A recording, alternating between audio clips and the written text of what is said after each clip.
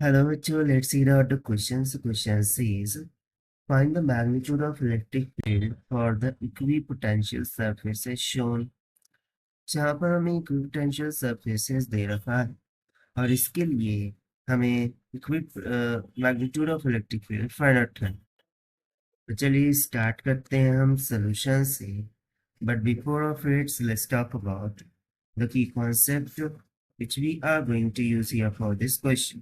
तो जब कभी आपको इक्विपोटेंशियल सरफेस दी जाए और बोला जाए कि इलेक्ट्रिक फील्ड फाइंड कीजिए, तो उसके लिए हम सिंपल फॉर्मूला यूज कर सकते हैं E is equals to dV by dx जब along the x component of electric field find करना हो, और along the y direction component of electric field क्या हो जाएगा dV bye dy।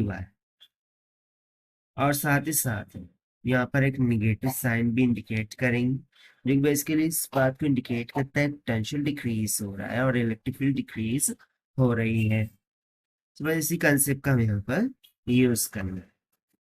So from the given equipotential sir हम क्या करते हैं, जो भी हॉरिजॉन्टल एंड वर्टिकल कंपोनेंट्स हैं इलेक्ट्रिक फील्ड के, पहले हम उनको कैलकुलेट कर लेते हैं। So horizontal component of electric field हो जाएगा E of x. This is equals to minus dV by dx. So this will be goes to minus of. So देखिए equipotential surface final minus initial कोई भी दो हम surfaces consider कर सकते हैं। तो लेट्स सपोज कि ये दो हम कंसीडर कर रहे हैं, इसको हम दे देंगे 1 1 2 2 3 एंड 3। सो हम 1 1 पोटेंशियल सरफेस कंसीडर कर रहे हैं। सो फाइनल पोटेंशियल कितना है 20, इनिशियल कितना है 10। सो dv कितना हो जाएगा 20 माइनस में 10 डिवाइडेड बाय, और dx कितना होगा। तो देखिए यहाँ पर हमने लिख रखा है 2 एंड 1। और बेसिकली यदि मैं यहाँ पर देखूँ तो ये जो 20 40 60 दे रखा है, ये बेसिकली आर इन सेंटीमीटर बोल रहा है।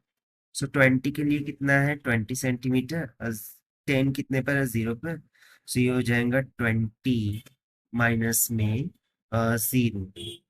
बट चूंकि ये सेंटीमीटर में है, मीटर में कन्वर्ट करने के लिए 10 टू द पावर माइनस 2 से हमें मल्टीप्लाई करना होगा। सो ये फिर कितना हो जाएगा 20 में से 10 चला गया 10 बच जाएगा।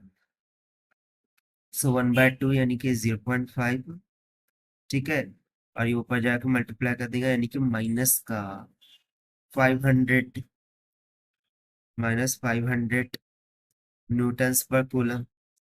और चूंकि ये हॉरिजॉन्टल डायरेक्शन का कंपोनेंट है, सो हॉरिजॉन्टल डायरेक्शन वेक्टर आई होता है और वर्टिकल में जे होता है। सो यहाँ पर डायरेक्शनल वेक्टर लग जाएगा हैट आई। सो ये तो हो गया हमारे पास एक्स कंपोनेंट। उसी तरीके से हम y component of electric field find out कर लेंगे। So it will be goes to minus dv by dy. This is equals to, so y component के लिए अगेन जो dv होगा वो तो सेम ही होगा, दैट इज माइनस का 20 माइनस 10 डिवाइडेड बाय। अब y के लिए चेक करते हैं। सो y का भी चूंकि ये इक्विपोटेंशियल सरफेस है, सो y के कोऑर्डिनेट्स भी सेम ही होंगे। That means 20 minus 0 into me 10 to the power minus 2 meter. So it will also comes around 500 of hat J। ठीक है, यहाँ पर हम hat J इस तरीके से लगा देते हैं so that you won't be confused। Sorry, यहाँ पर hat I आएगा। So now we can take the magnitude of it।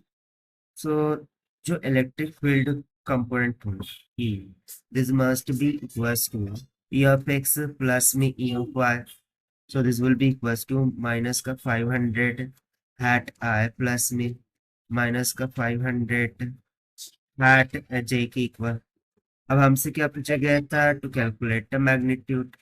So magnitude will be goes to under root over 500 का होल स्क्वायर प्लस में माइनस 500 का whole square, that doesn't matter. Okay, so ये 2 times of 500 हो जाएगा, यानी कि under root of 2 500 का whole square 500 बाहर निकल के 500 ही रह जाएगा, ठीक है, क्योंकि स्क्वायर रूट कैंसल आउट हो जाएगा। तो सिंपली बच जाएगा 500 अंडर रूट ऑफ 2 के इक्वल। बट यदि हम यहाँ पर ऑप्शन चेक करें तो हमें ऐसा कोई भी ऑप्शन यहाँ पर नजर नहीं आ रहा है which can be matches to this thing to one correction। Basically यहाँ पर 0.5 को जब मल्टीप्लाई करेंगे 10⁻² से, तो ये 50 होगा, ना कि 500। So it must be 50 here. तो यहाँ पर भी ये करेक्शन करना होगा कि ये 50 होगा, ये 50 होगा। सो देखिए फिर फाइनल जो इलेक्ट्रिक फील्ड है वो हमारे कितने आ जाएंगी, 50√2। और जो अ, उसकी यूनिट हो जाएंगी वोल्ट्स पर मीटर की। और यही हो जाएगा हमारा required answer for this question. So as per the given option 50√2 volt per metre, यानी कि option C is correct. So this is the required solution. I hope you understand it well. Best of luck. Thank you.